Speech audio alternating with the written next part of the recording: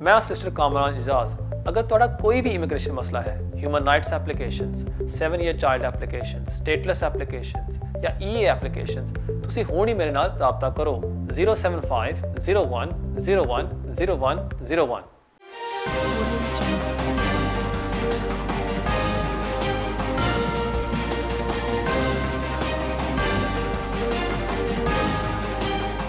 बिस्मिल्लाहिर्रहमानिर्रहीम।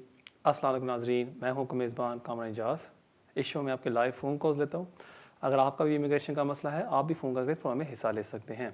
प्रोग्राम का नंबर भी आपकी स्क्रीन के नीचे आ रहा है। उम्मीद है कि आपको ऐसी एडवाइस दी जाएगी जो आपके लिए फ़ायदेमंद साबित होगी।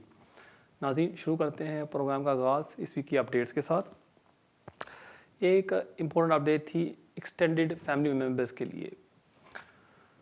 जिन लोगों ने 31 दिसंबर 2020 से पहले एप्लीकेशन सबमिट की होगी अंडर ईए रेगुलेशंस, उनके लिए काफ़ी इम्पोर्टेंट केस है और वो है सबीना बेगम। और इस केस में कोर्ट ने जजमेंट दी है कि अगर आप डिपेंडेंट थे अपने स्पॉन्सर के ऊपर,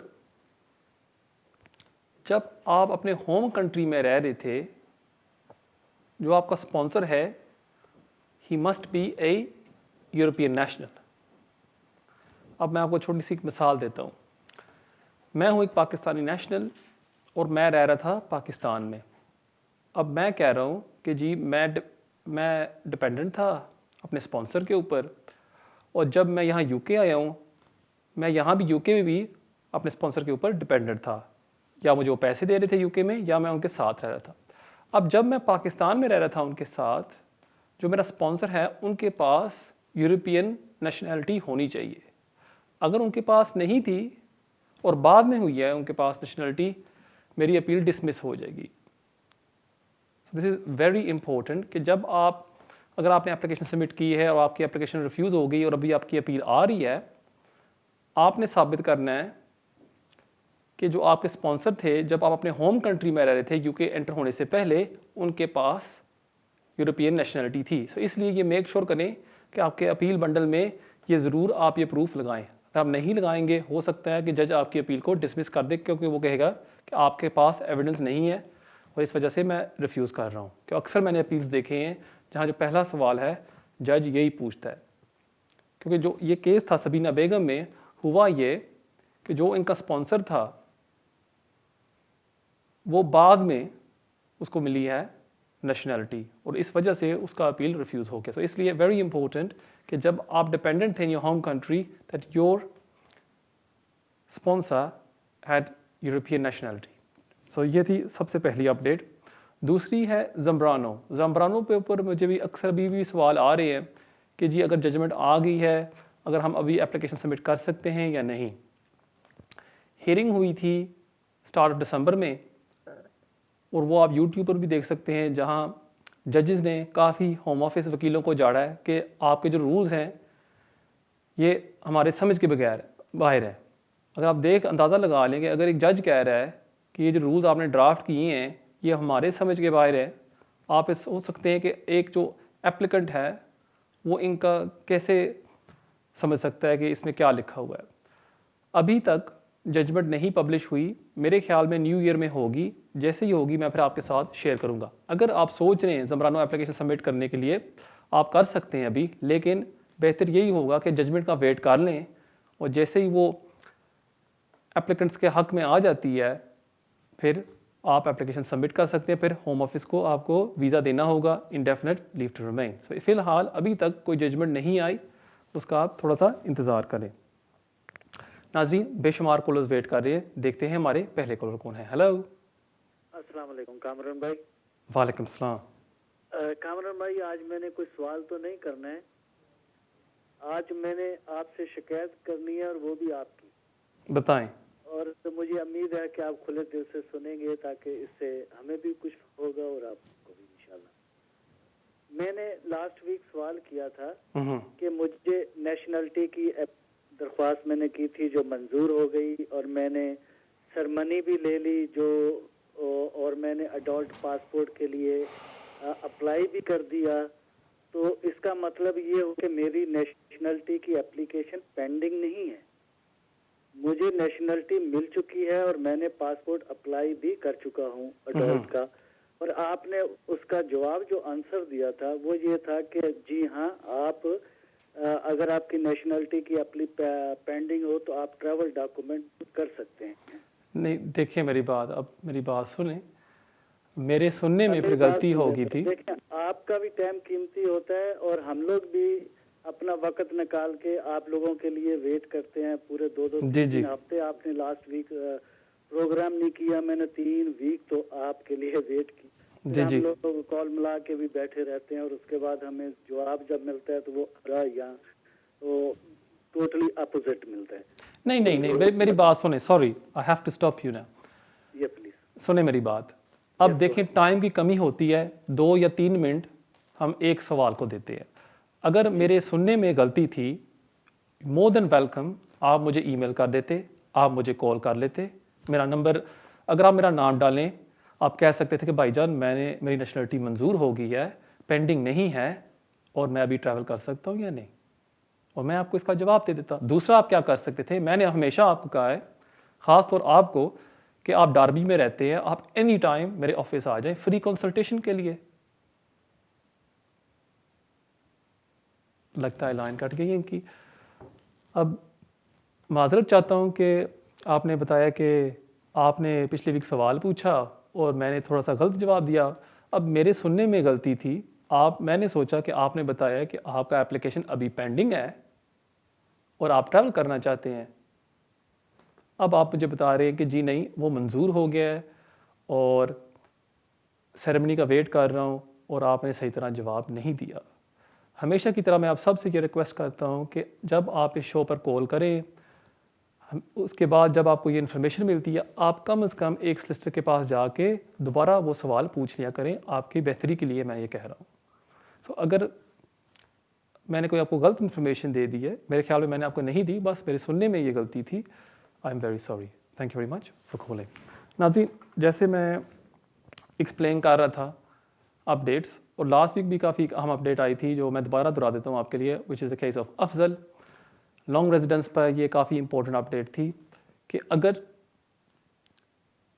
आप 10 ईयर लॉन्ग रेजिडेंस पर अप्लाई कर रहे हैं और आपकी application for example through that 10 years एक आपकी एप्लीकेशन रिफ्यूज़ हो गई थी और विद इन 14 डेज़ 39E के तहत आपने वो एप्लीकेशन सबमिट कर दी, जो पेंडिंग रही फॉर एग्जांपल फॉर 6, 7 या 8 मंथ्स, वो जो टाइम पीरियड है आप उसको काउंट नहीं कर सकते टुवर्ड्स योर लॉन्ग रेजिडेंस। अब इसका ये मतलब नहीं है कि आपकी जो 3C है वो ब्रेक हो गई है, नो। लेकिन जो टाइम पीरियड आपने गुजारा है वेट करते आपकी एप्लीकेशन को मंजूर होते, वो जो टाइम पीरियड है वो आपने पूरा करना है। दिस इज़ वेरी इंपॉर्टेंट, क्योंकि जो इससे पहले केस था, द केस ऑफ हक, उसमें कोर्ट्स ने जजमेंट दी थी कि अगर विद इन 14 डेज आप एप्लीकेशन सबमिट कर देते हैं, चाहे आप 6, 8 या 9 माह आपकी एप्लीकेशन पेंडिंग रहती है, अगर वो बाद में मंजूर हो जाती है, वो जो टाइम पीरियड आपने गुजारा है 6, 8, 9 माह, वो लॉफुल होगा। अब इस केस में अफजल में वो कह रहे हैं ठीक है, अनलॉफुल तो नहीं है, लेकिन बाद में आपने ये टाइम पीरियड पूरा करना है और फिर ही जाके आप अप्लाई कर सकते हैं for indefinite leave to remain. अच्छा, और एक और मौजू पर जो आज हम बात करते हैं, एमनेस्टी के ऊपर। एमनेस्टी पर भी हमारी बातचीत होगी। हमारी एक अजीज़ व्यूअर हैं जिसका नाम है रीदा अनमोल, वो यूट्यूब पर हमेशा अपने भाई के लिए सवाल पूछती है। उन्होंने आज भी मेरे से दरख्वास्त की थी कि प्लीज़ इस पर थोड़ी सी बातचीत करें। मैं ज़रूर करूँगा, लेकिन एक कॉल लेते हैं। Hello hello sir. Hello hello sir. Hello, you live on air. Hello hello sir, सुन रहा है? जी जी, मैं सुन रहा हूँ जी, फरमाइए। सर मेरा एक क्वेश्चन है। मैं ब्रिटिश पासपोर्ट का होल्डर हूँ। जी जी, मेरे पास OCI का कार्ड है।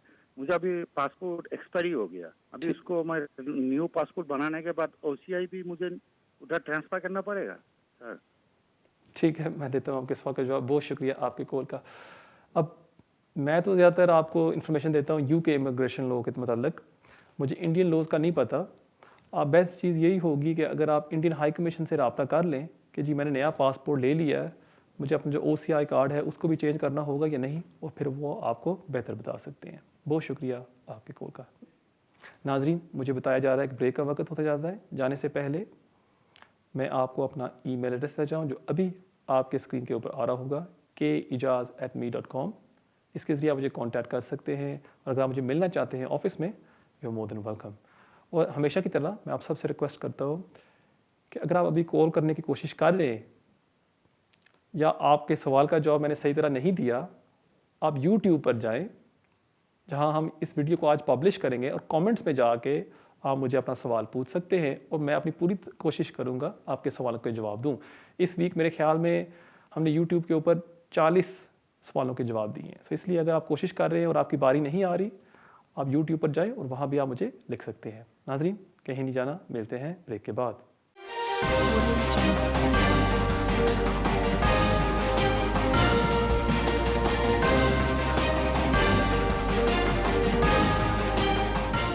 मैं सिस्टर कामरान इजाज।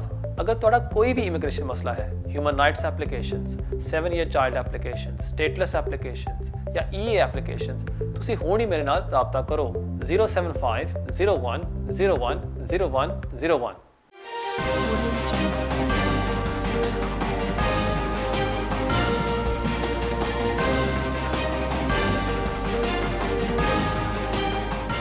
नाज़रीन, welcome back to immigration with Kamran. देखते हैं हमारे अगले कॉलर कौन है। हेलो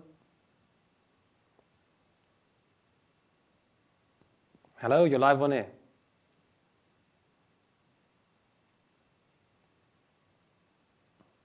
हेलो, लगता है लाइन ड्रॉप हो गई है। अच्छा, अब शुरू करते हैं बातचीत हमारी एमनेस्टी के ऊपर। पूरा साल हम सुनते रहे कि एमनेस्टी आने वाली है, आप एप्लीकेशन सबमिट कर दें, और जब ये एमनेस्टी अनाउंस होगी आप उसका फ़ायदा उठा सकते हैं। इस साल आपने ये देखा है कि प्रीति पटेल ने काफ़ी चेंजेस किए हैं, काफ़ी सख्ती हो करना चाहती है इमिग्रेशन लॉ में। जिस तरह वो अभी ये नेशनलिटी बिल पास करना चाहती है, जिसमें वो असाइलम सीकर्स के लिए सख्ती करना चाहती है, स्टेटलेस बच्चों के लिए भी वो सख्ती करना चाहती है कि आपने साबित करना है कि कोई और कंट्री आपको नेशनलिटी नहीं दे रही। अभी जो लॉ है, आपने बस साबित करना है कि आपके पास नेशनलिटी नहीं है। अब जो वो प्रपोजल्स वो कर रही हैं, वो करना चाहती हैं कि आपने साबित करना है कि कोई भी और कंट्री आपको नेशनलिटी नहीं दे रही। So that's a big issue. और इसको सब कुछ मद्देनज़र रखते हुए मेरा नहीं ख्याल कि होम ऑफिस कोई एमनेस्टी का ऐलान करेगी या अपनी पॉलिसी में कोई नरमी करेगी, क्योंकि अगर आप देखें बोरिस जॉनसन के बाद जो सबसे सीनियर रोल वो मिलता है होम सेक्रेटरी को, जो है प्रीति पटेल। और अगर प्रीति पटेल सख्ती कर रही है, फिर बोरिस जॉनसन उसको ओवर रूल नहीं करेगा कि जी नहीं, आप अपने चेंजेस छोड़ दो, मैं तो अभी एमनेस्टी का ऐलान करने जा रहा हूँ। ये कभी भी नहीं होगा। अब मुझे पता है नया साल शुरू होगा, फिर ये बातें शुरू हो जाएंगी कि जी गर्मियों का वेट करें, जून जुलाई में न्यूज़ आ रही है कि एक एमनेस्टी का ऐलान होगा। मेरे ख्याल में बिल्कुल नहीं होगा। मेरी आपसे एडवाइस यही होगी कि अगर आपको यहाँ हो गए हैं 15, 16, 17 साल, 15 साल से ज़्यादा, फिर आपको एक एप्लीकेशन सबमिट करनी चाहिए। आपकी हिस्ट्री बिल्टअप होती रहेगी, और हो सकता है कि पॉसिबिलिटी है, कम पॉसिबिलिटी, कम चांसेस हैं, लेकिन होम ऑफिस आपको वीज़ा दे दे अगर आपके सर्कमस्टांसेस ऐसे हैं जो होम ऑफिस समझती है कि हम आपको वीज़ा देना चाहिए। अब मैं आपको एक मिसाल देता हूँ। एक बहन थी जो हम मेरे पास आई, वो आई तकरीबन 1.5 साल पहले, और उसको हो गया लिवर फेलियर। हमने उसकी एप्लीकेशन सबमिट की और लास्ट वीक होम ऑफिस ने उसको वीज़ा दे दिया है। अब उसको यहाँ रहते हुए खाली हुए हैं 18 मंथ्स, लेकिन होम ऑफिस ने उसको वीज़ा दे दिया है। सो अगर आपके सर्कमस्टेंस इस तरह के हैं, हो सकता है कि अगर आप सही तरह होम ऑफिस को पेश करें, होम ऑफिस आपको वीज़ा दे दे। अब जो लोग यहाँ रह रहे हैं 1 तो लेके 10 साल, अनलेस कोई ख़ास वजूहात हैं, होम ऑफिस आपकी एप्लीकेशन को वो रिफ्यूज़ कर देगी। ये मैं आपको सीधी सी बात बता देता हूँ। अगर आप एप्लीकेशन सबमिट करेंगे, 99.99% होम ऑफिस आपकी एप्लीकेशन को रिफ्यूज़ कर देगी, unless there are some compelling circumstances, unless कोई ऐसे वजूहात हैं जो आप साबित कर सकते हैं कि जी मैं अपनी होम कंट्री वापस नहीं जा सकता, मुझे वीज़ा दें, फिर अगर आपके पास वो एविडेंस है फिर होम ऑफिस आपको वीज़ा दे देगी। अब उन लोगों को क्या करना चाहिए जो यहाँ रह रहे हैं 1 तो लेके 10 साल? अगर आपने कभी भी कोई एप्लीकेशन नहीं सबमिट की, जब से आप यहाँ आए हैं, आपको फौरी तौर पर एक एप्लीकेशन सबमिट करनी चाहिए। चाहे आपको वीज़ा नहीं मिलेगा, लेकिन इसका यह फ़ायदा होगा कि आपकी एक हिस्ट्री और आपका एक रिकॉर्ड हो जाएगा होम ऑफिस में। और मैं इसलिए आपको ये इंकरेज कर रहा हूँ कि आप ये एप्लीकेशन सबमिट करें, क्योंकि आजकल फ़ीस माफ़ हो रही है। अगर आपके पास पैसे भी नहीं है, आप एक फ़ी वेवर की एप्लीकेशन सबमिट करें, विद इन 1 मंथ 2 मंथ्स में आपको जवाब आ जाएगा कि होम ऑफिस आपको बता दे कि जी आपकी जो वेवर रिक्वेस्ट है हमने एक्सेप्ट कर दी है, आप अब मेन एप्लीकेशन सबमिट कर लें। तो इसलिए बहुत ही अच्छा टाइम है और आप इसका ज़रूर फ़ायदा उठाएं। अब जिन लोगों ने with in the last 2-3 years में एप्लीकेशन सबमिट की है और वो रिफ्यूज़ हो गई थी और आपके सर्कमस्टांसेस नहीं बदले, फिर आपने खुद तय करना है कि आपको फ़ायदा होगा एप्लीकेशन सबमिट करने का या नहीं। क्योंकि अगर आपके सर्कमस्टांसेस नहीं बदले, फिर तो वही एप्लीकेशन आप सबमिट करेंगे, दोबारा होम ऑफिस आपको रिफ्यूज़ कर देगी। I think there's a bit of interference with the line and there's a call on the air. Can we just turn that off? Home office आपकी एप्लीकेशन को refuse कर देगी। So, इसलिए आपने खुद तय करना है कि आपके लिए कौन सा बेस्ट ऑप्शन है। नाज़रीन, इस पर बातचीत चलती रहेगी। देखते हैं हमारे अगले कॉलर कौन है। Hello hello, you live on air. Yes, अस्सलाम वालेकुम जी। वालेकुम सलाम। हाँ जी, ये पहले हमारे पास था लीव टू रिमेन। ठीक है जी, तो उसके अब हमें अगले साल चौथे महीने में हम जमा कराने हमें यहाँ पे हो गए 10 साल। ठीक है। हाँ जी, तो फिर अब हमें लीव तो मिलेगा या क्या चीज़ मिलेगा हमें? जी सर। आपको कौन सी बेस पर वीज़ा पूछना मिला था था? हेलो, हेलो, आपको हाँ जी। कौन सी बेस पर वीज़ा मिला था? ये 3 साल 2.5 साल पहले बच्चों ये की बेस चौथा पर मिला था आपका? कोई हमारा। बच्चा ब्रिटिश है? जी नहीं जी, मेरे पाकिस्तानी है। नहीं, हमें मेरा बच्चा एक बीमार है, जी उसकी जी, वजह से हमें वीज़ा मिला था हमें। ठीक है। बच्चे की, और बच्चे की एज कितनी है?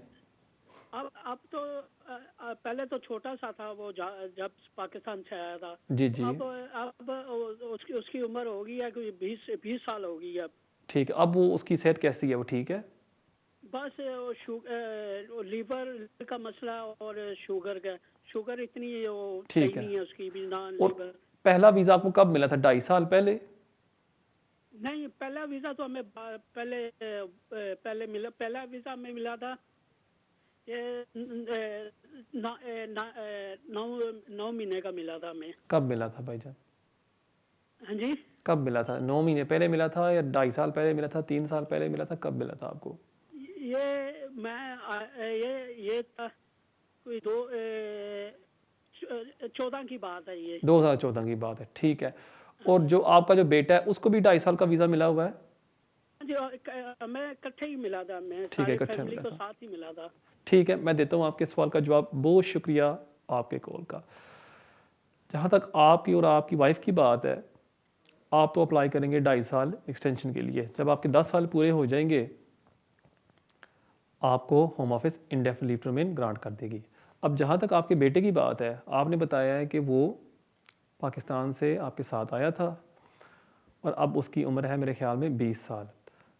अगर उसने आधी से ज़्यादा ज़िंदगी यहाँ यूके में गुजार ली है, फिर आप होम ऑफिस से रिक्वेस्ट कर सकते हैं जो नई होम ऑफिस पॉलिसी के तहत कि जी मेरे बच्चे ने आधी से ज़्यादा ज़िंदगी यहाँ यूके में गुजार ली है, उसको प्लीज़ आप ILR ग्रांट करें। और होम ऑफिस उसको ILR ग्रांट कर देगी, क्योंकि उसकी जो एज है उस एज ब्रैकेट में है 18 to 25, और उस बेस पर होम ऑफिस आपको ILR ग्रांट कर सकती है अगर आपने 5 साल पूरे किए हैं, जो मेरे ख्याल में उसने किए हैं, क्योंकि आपने मुझे बताया है कि 2014 में आप सबको वीज़ा मिला था। सो इसलिए बच्चे के लिए आप ज़रूर ILR की एप्लीकेशन या ILR की रिक्वेस्ट बल्कि ज़रूर करिएगा। बहुत शुक्रिया आपके कॉल का। नाज़रीन देखते हैं हमारे अगले कॉलर कौन है। Hello hello, you live on air. Hello, yes. Last this year फरवरी में केस जमा कराए थे लीव टू। तो आप पंजाबी में बात कर लें, आसानी होगी मेरे लिए, या उर्दू में? हाँ जी, ब्रिटिश की वजह ब्रिटिश थी तो लीव टू रिमेन 3rd बार अप्लाई किया, लेकिन फरवरी में किया, अभी तक जवाब नहीं आया। एमपी से लेटर भी लिखाया था। अच्छा, पेंडेमिक के कुछ लिखा हुआ था, तो ठीक है। इतना टाइम रफली लगा रहे हैं। एप्लीकेशन आपने खुद सबमिट की थी या सॉलिसिटर के जरिए? नहीं, कम्युनिटी सेंटर वो दफ्तर है, उन्होंने फिल करके भेजा था। अच्छा, ठीक है। अब इसका मतलब अभी आपको हो गए तकरीबन 10 माह आप वेट कर रहे हैं। और जब आपने लेटर लिखा था एमपी के जरिए, उन्होंने क्या जवाब दिया अभी? एमपी ने बोला है, एमपी के जवाब में उन्होंने बोला है कि पेंडेमिक कोई लिखा हुआ जी, पैंडेमिक की वजह से अभी इधर थोड़ी से सी delay हो डिलेज रहा है। हाँ जी। ठीक है, मैं देता हूँ आपके सवाल का जवाब। बहुत शुक्रिया आपके कॉल का। वैसे तो होम ऑफिस लेती है 6 to 8 मंथ्स आजकल। पैंडेमिक की वजह से मैंने देखा है कि कोई कोई एप्लीकेशन 1 साल भी लग रहे हैं। मेरे 1-2 भी एप्लीकेशन थे जो पेंडिंग थे 1 साल के लिए, और 1 साल से ज़्यादा मैंने नहीं देखा कि एप्लीकेशन को होम ऑफिस पेंडिंग रखे। अब आप ये कर सकते हैं कि अगर विद इन 1 मंथ में आपको जवाब नहीं आता, एक सख्त सा लेटर सॉलिसिटर के थ्रू आप होम ऑफिस को लिखें कि जी अब तकरीबन 11 महीने हो गए, हम वेट कर रहे हैं, हम ज़्यादा वेट नहीं कर सकते, प्लीज़ फौरी तौर पर हमें अपने एप्लीकेशन का जवाब दें। सो 1 महीना और वेट कर लें, अगर जवाब नहीं आता फिर सॉलिसिटर के थ्रू एक सख्त सा लेटर उनको भिजवा दें। बहुत शुक्रिया आपके कॉल का। नाज़रीन देखते हैं हमारे अगले कॉलर कौन है। हेलो, वालेकुम सलाम। अच्छा सर, मैंने ब्रिटिश के लिए अप्लाई किया था 2003 में। सॉरी, कब अप्लाई किया था आपने? 2000 एंड अभी 2 साल हो गया। हेलो जी सर। जी जी, आपका 2 साल हो गए, आपका नेशनलिटी का एप्लीकेशन पेंडिंग है। मेरे ख्याल में आपने मैंने खुद सबमिट किया है। जी जी मैंने सबमिट किया खुद सारा डॉक्यूमेंट। जी जी मगर उसका मुझे बिल्कुल, मैंने बार बार ईमेल कर रहा था, मुझे एक लेटर बाद में मिला। जी जी। उसमें लिखा है हमने केस 56 को दिया। सॉरी, केस को क्या किया? आपकी आवाज़ नहीं आ रही, प्लीज़ सॉरी, दोबारा दोहराइएगा। मैंने जब ईमेल, उसने मुझे एक लेटर भेजा था, उसके ऊपर लिखा हुआ है आपका केस हमने 56 को दिया, हमें इंक्वायरी करता है। अभी 2 साल हो गए मेरा, जी जी। उसका इंक्वायरी फिनिश नहीं हो रहा है, समझ नहीं आ रहा है मुझे क्या करना है। फिर मैं एमपी के पास गया हूँ। अच्छा एमपी ठीक के है। पास आपका कोई क्रिमिनल रिकॉर्ड है? नहीं, कुछ नहीं है ना, वही तो ठीक समझ है। नहीं आता है कि उसमें टाइम तो हाँ ठीक है। मेरे ख्याल में आपने पहले भी फ़ोन किया था 6-8 माह पहले इस शो के ऊपर।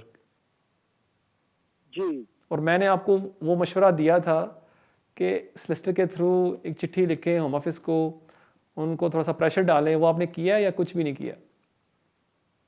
मैंने बहुत बार मैसेज किया। उसने पहला 6 मंथ भेजा था, आफ्टर 6 मंथ मैंने उसको फिर ईमेल किया, फिर उन लोगों नहीं आप नहीं, आपने खुद किया था या सॉलिसिटर के थ्रू किया था? मैंने खुद किया। ठीक है, मैं देता हूँ आपके सवाल का जवाब। बहुत शुक्रिया आपके कॉल का। अब 2 साल तो बहुत लंबा टाइम है एक एप्लीकेशन को पेंडिंग रखना। अब मेरी आपसे यही एडवाइस होगी जो पिछली दफ़ा थी कि एक फ़ाइनल लेटर होम ऑफिस को लिखें, जहां आप उनको एक टाइम लिमिट दे दें कि 14 डेज़ में मुझे मेरे एप्लीकेशन का जवाब दें। अगर होम ऑफिस आपको नहीं देती, फिर बेस्ट यही होगा कि आप इस केस को कोर्ट में लेके जाएं जुडिशल रिव्यू के तहत, और फिर होम ऑफिस लाजमन आपके एप्लीकेशन के ऊपर जवाब देगी, क्योंकि 2 ईयर्स तो बहुत ही लंबा टाइम है। इस तरह आप चिट्ठी लिखते रहेंगे, होम ऑफिस आपको जवाब नहीं देगी। सो इसलिए मेरी आपसे ये एडवाइस होगी कि फौरी तौर पर एक सॉलिसिटर के पास जाएं, उससे मिलें, अपना केस डिस्कस करें, उसको एक्सप्लेन करें सब कुछ, और होम ऑफिस पर फौरी तौर पर प्रेशर डालें। बहुत शुक्रिया आपके कॉल का। देखते हैं हमारे अगले कॉलर कौन है। Hello hello hello, you live on air. Hello Kamran sir, मैं तो पहले ਤੁਹਾਡਾ ਬਹੁਤ ਬਹੁਤ ਥੈਂਕ ਯੂ ਕਰਦਾ, ਤੁਸੀਂ ਹੈਲਪ ਕਰ। नहीं, बहुत शुक्रिया, धन्यवाद ਤੁਹਾਡਾ। ਹਾਂਜੀ, ਮੈਂ ਪੁੱਛਣਾ ਸੀ, ਮੈਨੂੰ 7G ਤੇ ਮਿਲਿਆ ਸੀ ਨਾ 2.5 साल ਦਾ ਵੀਜ਼ਾ ਠੀਕ ਤੇ ਹੈ। ਹੁਣ ਮੇਰੀ ਬੇਟੀ ਹੋ ਗਈ ਬ੍ਰਿਟਿਸ਼ हाँ जी, मुबारक हो। ਅਸੀਂ ਸਟਿਲ ਉਹ 10 year ਰੂਟ ਤੇ ਰਹਿਣਾ ਪੇਰੈਂਟਸ ਨੇ ਕਿ 5 ਸਾਲ ਬਾਅਦ ILR ਅਪਲਾਈ ਕਰ ਸਕਦੇ ਕੋਈ ਹੈਗਾ ਰੂਲ ਇਦਾਂ ਦਾ ਪਹਿਲਾ ਵੀਜ਼ਾ ਮੈਂ ਭਾਜੀ ਤੁਹਾਨੂੰ ਨਹੀਂ ਕਿਦੋਂ ਪੁੱਛਣਾ ਮਿਲਿਆ ਸੀ? ਹਾਂਜੀ ਪਹਿਲਾ ਵੀਜ਼ਾ ਭਾਜੀ ਤੁਹਾਨੂੰ ਕਿਦੋਂ ਮਿਲਿਆ ਸੀ?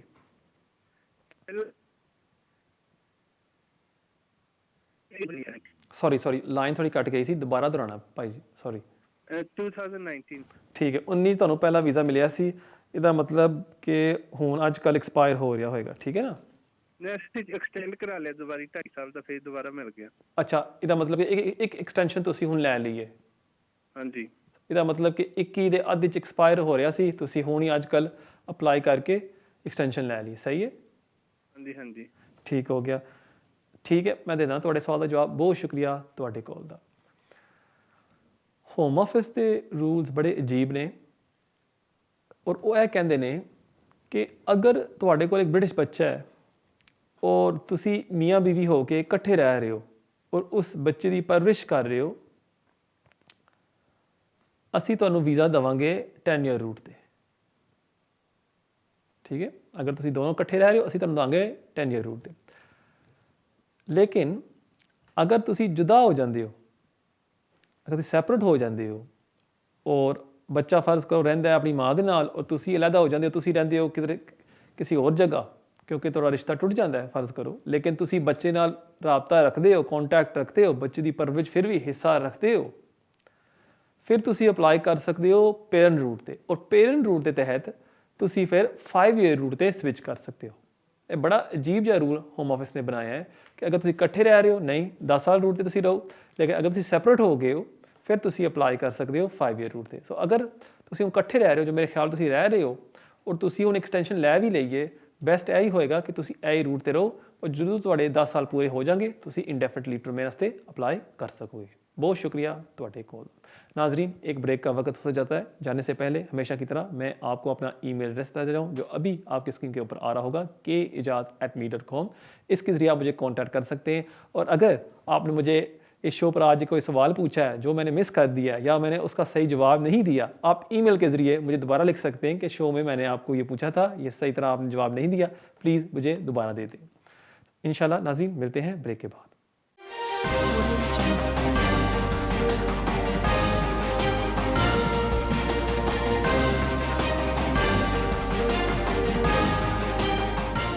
मैं सिस्टर कामरान इजाज। अगर तुहाडा कोई भी इमिग्रेशन मसला है, human rights applications, 7 year child applications, stateless applications या EA एप्लीकेशंस, तुसी हुण ही मेरे नाल राबता करो 075 01 01 01 01।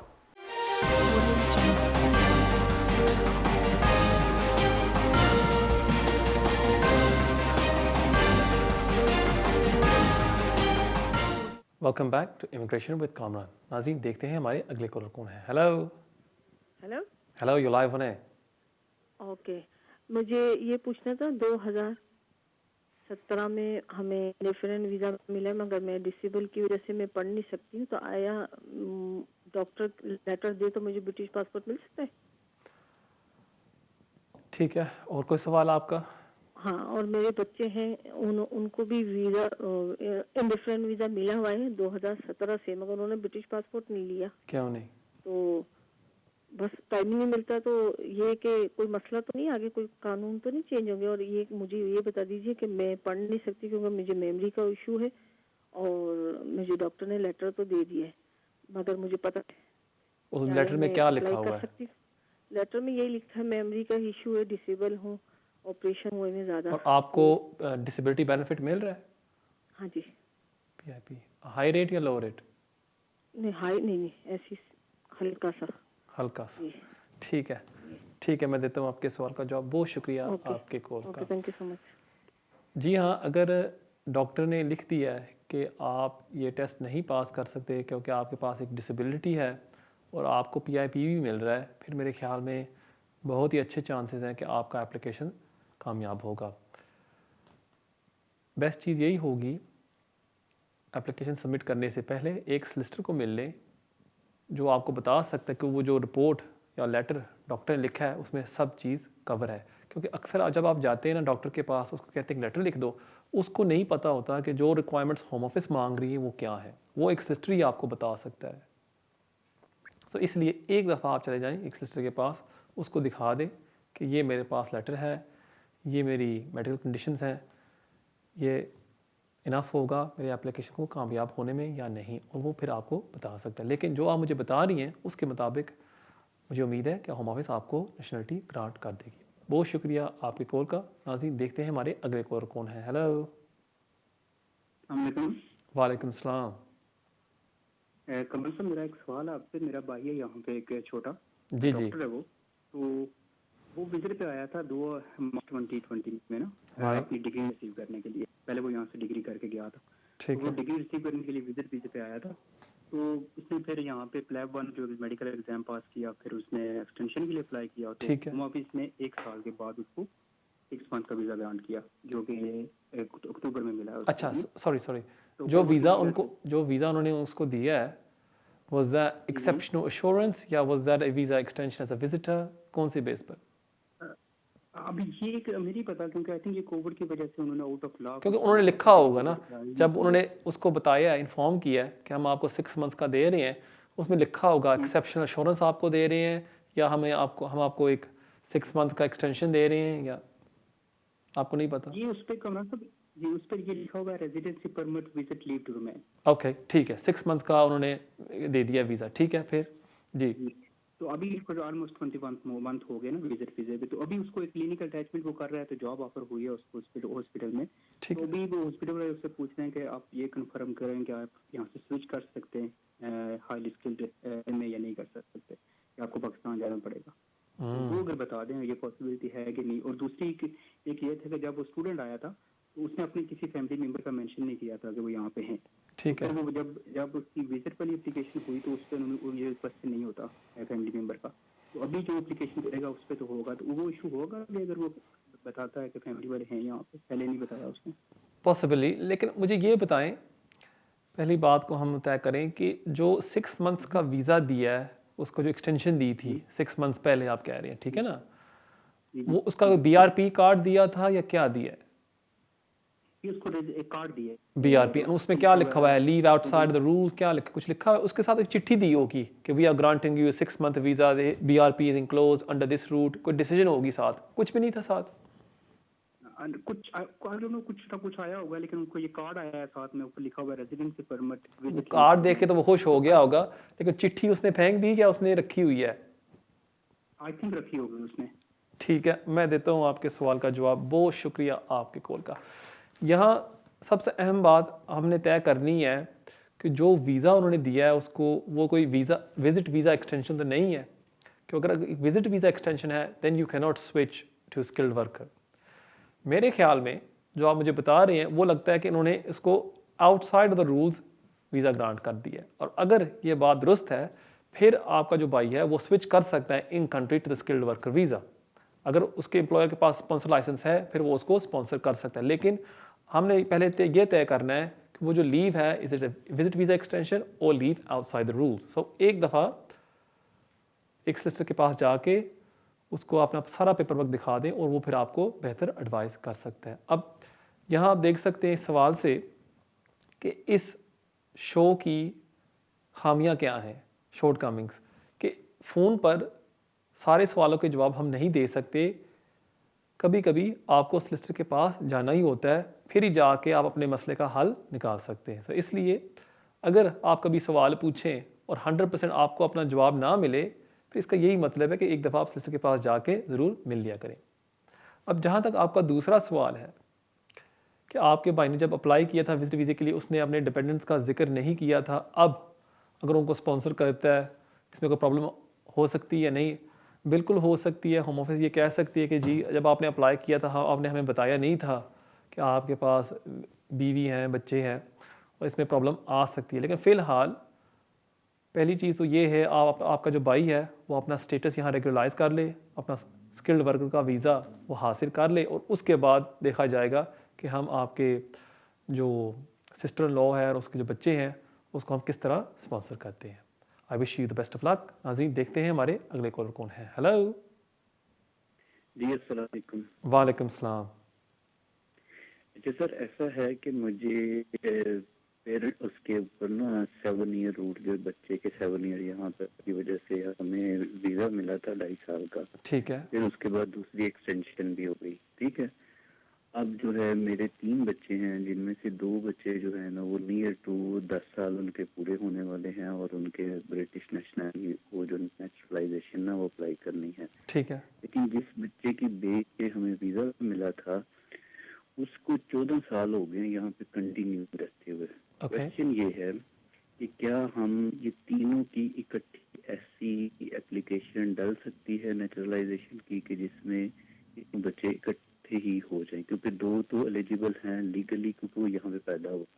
जो बड़ा बच्चा है आपका, सॉरी आपकी बात मैं काट रहा हूँ, जो बड़ा बच्चा है आपका जो 14 इयर्स का है वो पाकिस्तान में पैदा हुआ था?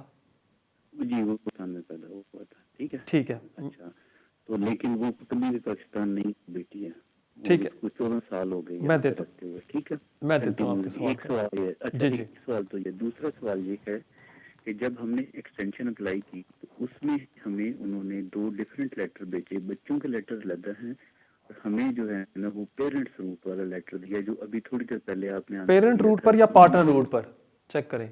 नहीं पेरेंट रूट वो क्लियर उसके ऊपर लिखा हुआ है parent 10 year parent route, right?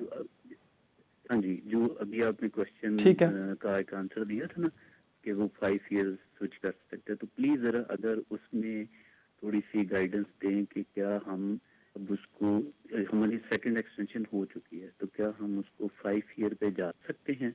वो क्लियर उस लेटर के ऊपर लिखा हुआ है पेरेंट्स रूट, बच्चा लिखा हुआ है 7 ईयर चाइल्ड बेस्ड रूट ना, तो उस लेटर पे। तो ये प्लीज क्वेश्चन है। तो बेटी के लिए तीसरे नंबर पे आप ये बोल रहे थे कि जी जो अगर वो 16 की हो जाती है 18, तो क्या नाम है इसका, कोई ILR, ठीक है, कौन सा शॉर्ट वे है कि जिस मैं देता हूँ आपके सवाल का जवाब। बहुत शुक्रिया आपके कॉल का, आमीन।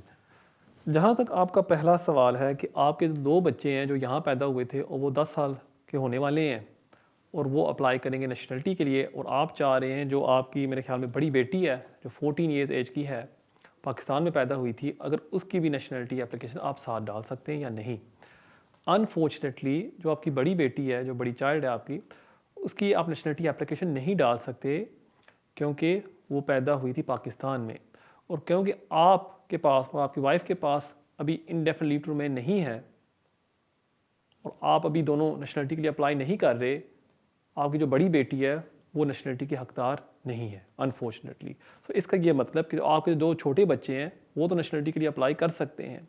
जब आप अपनी नेशनलिटी के लिए अप्लाई करेंगे उसके साथ फिर आप अपनी बेटी का नेशनलिटी एप्लीकेशन सबमिट कर सकते हैं अगर आप वो करना चाहते हैं। लेकिन आपकी बेटी के लिए एक शॉर्टकट है, जैसे मैंने पहले भी अर्ज़ किया था कि अगर आपकी बच्ची जब 18 की हो जाती है, 18 to 25, और आधी से ज़्यादा ज़िंदगी यहाँ यूके में गुजार लेती है, जो मेरे ख्याल में उसने गुजारी है, फिर वो इंडेफिनिट लीव टू रिमेन के लिए फौरी तौर पर अप्लाई कर सकती है। जैसे उसको इंडेफिनिट लीव टू रिमेन वो होम ऑफिस ग्रांट कर देती है, फिर उसके 1 साल बाद वो अप्लाई कर सकती है नेशनलिटी के लिए। सो ये होगा उसके लिए शॉर्टकट। जहाँ तक आपका तीसरा सवाल है कि होम ऑफिस ने आपको ग्रांट किया under the parent route 10 year parent route, आप उसको स्विच करना चाहते हैं to the 5 year route. Home office ने इस वजह से आपको ग्रांट किया अंडर द 10 ईयर रूट क्योंकि आप दोनों मियाँ बीवी इकट्ठे रह रहे हैं, और इस वजह से, और आपके जो बच्चे हैं कोई भी ब्रिटिश नहीं है, और इस वजह से उन्होंने आपको ग्रांट कर दिया under the 10 year parent route. अगर आप अभी स्विच करना चाहते हैं टू द 5 ईयर रूट, वो आपके लिए नामुमकिन होगा क्योंकि आपने साबित करना होगा कि आप और आपकी वाइफ इकट्ठे नहीं रह रहे और आपके एक जो बच्चा है वो ब्रिटिश है, या उसके ब्रिटिश है या उसने 7 साल यहाँ गुजारे हैं। So under the 7 year child base वो भी आप कर सकते हैं। लेकिन प्रॉब्लम यहाँ आपको ये होगी, इसमें कोई फ़ायदा नहीं है। आपने मुझे बताया कि आपकी दूसरी एक्सटेंशन हो चुकी है, अगर आप अब स्विच कर दें टू द 5 ईयर रूट आपको दोबारा 5 साल पूरे करने होंगे। सो अगर आपने फॉर एग्जांपल 3 या 4 साल अभी पूरे कर लिए हैं, बेहतर है आप ये 10 ईयर रूट पर ही रहें कि 6 साल बाद आप वैसे ही ILR हासिल कर सकते हैं। क्योंकि अगर आप अभी अप्लाई करते हैं आपने दोबारा होम ऑफिस की फ़ीस भरनी होगी और फिर वो अपना टाइम पीरियड 5 ईयर्स का शुरू करना होगा। सो बेहतर यही है कि आप अभी रहने दें। बहुत शुक्रिया आपके कॉल का। नाज़रीन देखते हैं हमारे अगले कॉलर कौन है। Hello hello, you live on air. अस्सलाम वालेकुम। वालेकुम सलाम। मैं ग्लासगो से बोल रहा हूँ। जी जी। मैं 2010 में आया था इस मुल्क में ऑफिशियल वीजे के ऊपर। सॉरी, कौन से वीजे के ऊपर? ऑफिशियल डिप्लोमेटिक वीजे के राइट, ऊपर। ओके।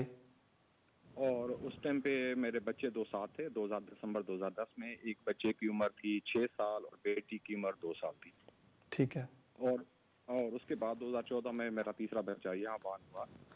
और उसके बाद हमने वीज़ा एक्सटेंशन करवाया क्योंकि हमें 4 साल का वीज़ा मिला हुआ था।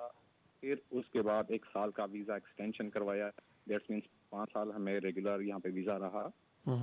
5 साल गुजरने के बाद हमने होम ऑफिस में एक्सटेंशन, क्योंकि मैंने ऑफिस जॉब छोड़ दी थी और 5 साल यहाँ पे एक्सटेंशन के लिए अप्लाई कर दिया था थ्रू अपने ऑफिस के जरिए कि मुझे ऑफिस ने एक लेटर दिया था कि हमें इस बंदे की जरूरत है और हम इसको रखना चाहते हैं। ठीक है।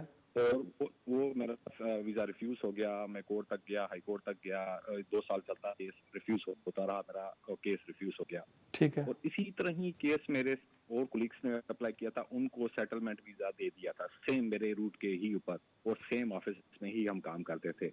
अच्छा। एनीवे और जब 7 साल मेरे कंप्लीट हो गए तो मेरे सोलिसिटर ने एक दूसरी एप्लीकेशन डाल दी बच्चों के ऊपर। बच्चों के बिहाफ के ऊपर, ठीक है जी। उस पे उन्होंने मुझे वीज़ा दे दिया, 2.5 साल का वीज़ा। 2.5 साल के वीज़ा मिलने के बाद फिर अभी मैंने 5 महीने गुजर गए, मैंने एक्सटेंशन के लिए सेकंड एक्सटेंशन के लिए वीज़ा अप्लाई किया हुआ है। अभी तक मैं वेट कर रहा हूँ।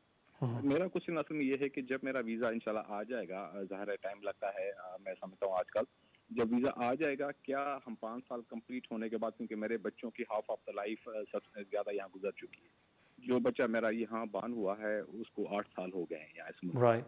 और मेरे जो दो बड़े बच्चे हैं दोनों, उनको हाफ ऑफ द लाइफ से ज़्यादा भी वक्त। उनकी एज अब कितनी है बच्चों की? बड़े बेटे की एज 18 होने वाली है, जो कि पढ़ रहा है रेगुलर, और बेटी उस टाइम पे वो 6 साल का था जब आया। मैं देता हूँ आपके सवाल का जवाब। बहुत शुक्रिया आपके कॉल का। जहाँ तक आपके बच्चे हैं, जब वो 18 के हो जाएं और अगर उन्होंने हाफ लाइफ गुजारी है यूके में, वो इंडेफिनिट लीव टू रिमेन के लिए अप्लाई कर सकते हैं और होम ऑफिस उनको ग्रांट कर देगी ये नई पॉलिसी के तहत। जहाँ तक आपकी बात है, आप तो नहीं स्विच कर सकते टू 5 ईयर रूट, आपने अपने 10 साल ही पूरे करने होंगे और जैसे ही आपके 10 साल पूरे हो जाते हैं फिर ही आप अप्लाई कर सकते हैं इंडेफिनिट लीव टू रिमेन। जो पीरियड आपने गुजारा था ऑन डिप्लोमेटिक वीज़ा, वो टाइम पीरियड आप नहीं इस्तेमाल कर सकते क्योंकि आपके लीव में ब्रेक हो गया था। सो जैसे ही आपके 10 साल इस रूट पर मुकम्मल हो जाते हैं फिर आप ILR के लिए अप्लाई कर सकते हैं। बहुत शुक्रिया आपके कॉल का। नाज़रीन, ये था हमारा आखिरी सवाल आज के लिए। उम्मीद है आपको आज का प्रोग्राम पसंद आया होगा। जाने से पहले मैं आप सबको विश करना चाहूँगा हैप्पी न्यू ईयर। दुआ करता हूँ कि ये नया साल आपके लिए और आपके परिवार के लिए बहुत अच्छा हो और अल्लाह ताला आपको और आपके परिवार को सेहत और तंदुरुस्ती अता फरमाए। इंशाअल्लाह ताला हमारी मुलाकात होगी अगले हफ्ते इसी टाइम 6 से लेकर 7 बजे सिर्फ और सिर्फ वीनस TV पर।